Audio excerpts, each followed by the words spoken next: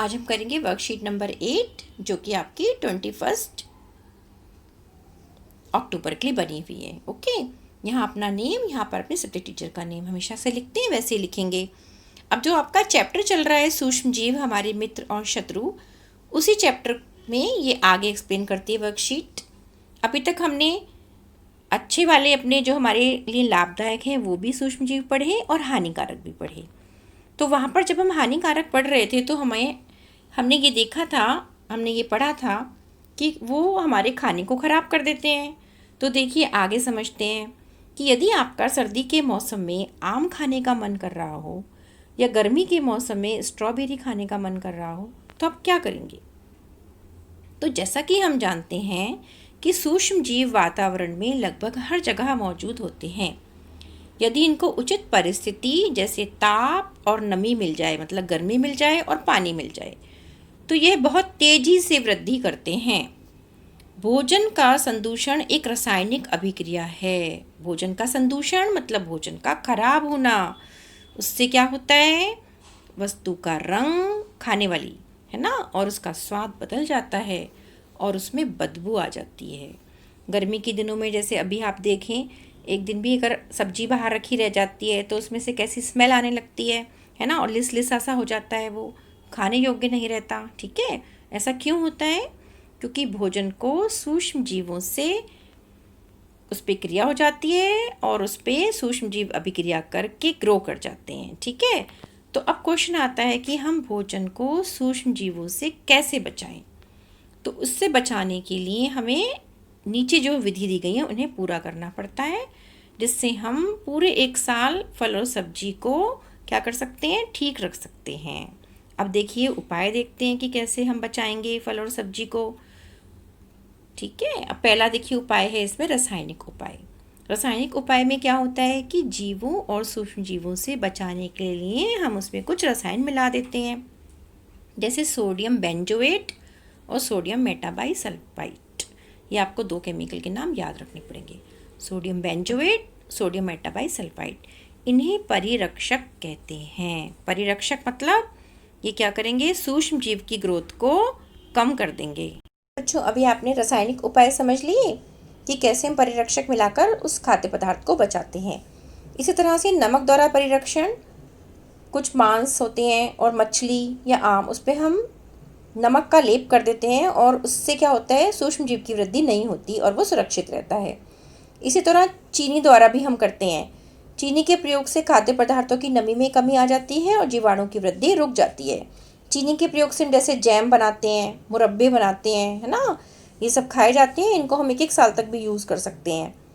और फिर आप देखेंगे तेल और सिरके द्वारा, ये बहुत इंपॉर्टेंट है क्योंकि अचार सबके घर में होता है और उसमें आप देखते हैं कि सब्जी का ही होता है, वो भी आम का अचार है या नींबू का अचार है या मिक्स वेजिटेबल्स का अचार होता है। तो उसमें क्या होता है, तेल डला होता है जो कि प्रिजर्वेटिव है। इसी तरह हम कुछ फलों को, मांस को और मछलियों को सिरके द्वारा भी प्रिजर्व करते हैं, विनीगर, जो कि एक अच्छा प्रिजर्वेटिव है। अब आता है गर्म करना एवं ठंडा करना। तो पहले हम देखते हैं गर्म करना। ये बिल्कुल नेचुरल सी बात है कि कोई भी अगर हमारे पास कच्ची चीज़ है तो वो जल्दी ख़राब होती है, लेकिन सब्जी अगर हमने गर्म कर ली, पकी हुई है, तो वो जल्दी ख़राब नहीं होती, क्योंकि अधिक ताप पर भी सूक्ष्म जीव नष्ट रहते हैं और कम ताप पर भी सूक्ष्म जीव नष्ट होते हैं। इसलिए जैसे दूध है, अगर दूध उबाला नहीं है तो वो जल्दी ख़राब होता है, उबाल दिया है तो फिर वो ठीक रहता है क्योंकि उसमें सूक्ष्म जीव नहीं पनपते।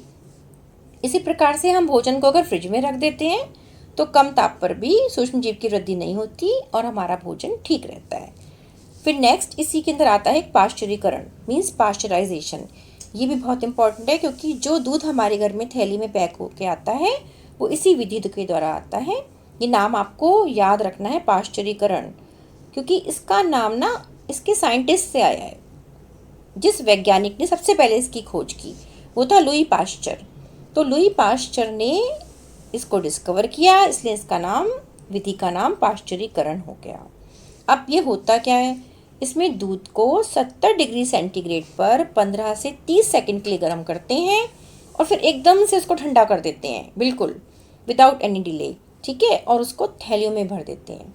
तो ये हमने क्यों करा, एकदम गर्म किया फिर ठंडा कर दिया, ऐसा करने से सूक्ष्म जीव की वृद्धि होती है, वो रुक जाती है। ठीक है, और ये पूरी विधि क्या है? पाश्चरीकरण। ओके, तो जिसने इसकी खोज की, जैसे मैंने पहले बताया था, लुई पाश्चर ने।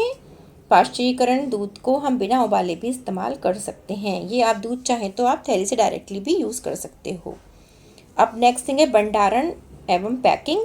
तो भंडारण द स्टोरेज करके रखना एयर टाइट उसके अंदर। वायुरोधी सील, इसमें भी जो है मेवे और सब्जियां खराब नहीं होती। एयर टाइट कंटेनर में अगर आपने रखा है, एयर टाइट पॉली बैग्स में रखा है तो भी ठीक रहता है, क्योंकि उसको नमी नहीं मिलेगी सूक्ष्म जीव को, या हवा नहीं मिलेगी तो वो ग्रो नहीं करेगा। ठीक है, अब देखिए क्वेश्चन आंसर। पहला क्वेश्चन है किन्हीं दो रासायनिक परिरक्षक के नाम बताओ। तो रासायनिक परिरक्षक ऊपर आए थे, सबसे पहले हमने पढ़े थे दोनों, सोडियम बेंजोएट और सोडियम मेटाबाइसल्फाइड। ये दोनों नाम आप यहाँ से लिखेंगे। ओके बेटा, अब नेक्स्ट देखिए खाद्य परिरक्षण के कोई 4 तरीके। तो कोई भी आप 4 तरीके लिख दीजिए। रासायनिक उपाय, नमक द्वारा, चीनी द्वारा, तेल व सिरके द्वारा, या गर्म व ठंडा करना। नेक्स्ट क्वेश्चन है अचार में अधिक तेल व नमक क्यों डाला जाता है? अचार में ज़्यादा तेल और नमक इसलिए डाला जाता है जिससे कि वो काफ़ी साल तक क्या रहे? सुरक्षित रहे और उस पर जीवाणुओं की या सूक्ष्म जीवों की वृद्धि ना हो पाए। ओके बेटा, नेक्स्ट देखिए आम से बनने वाली किन्हीं 4 चीज़ों के नाम बताओ जिनका हम परिरक्षण कर सकते हैं। तो आम से क्या क्या चीज़ बनती है? एक आम से बनता है आम पापड़। ठीक है, बढ़िया बढ़िया सामान लिखेंगे। आम से आम पापड़, आम का मुरब्बा मीन्स जैम जैसे बनता है, मैंगो वाला जैम जो आता है बना हुआ, है ना। और आम की फ्रूटी होती है, फ्रूटी में प्रिजर्वेटिव डालकर पीने योग्य बनाते हैं। और आम का अचार, वो कितना यूज़ होता है ना। ये 4 चीज़ें आप लिखेंगे, और कुछ ध्यान में आए वो भी आप लिख सकते हैं। ओके बेटा, चटनी आम की, है ना, तो ये भी आप लिख सकते हैं। ओके, अब क्वेश्चन सारे डिस्कस हो गए हैं, ये अच्छे से समझ आ गया है। इसको आप कॉपी में सुंदर राइटिंग में करना। थैंक यू बेटा।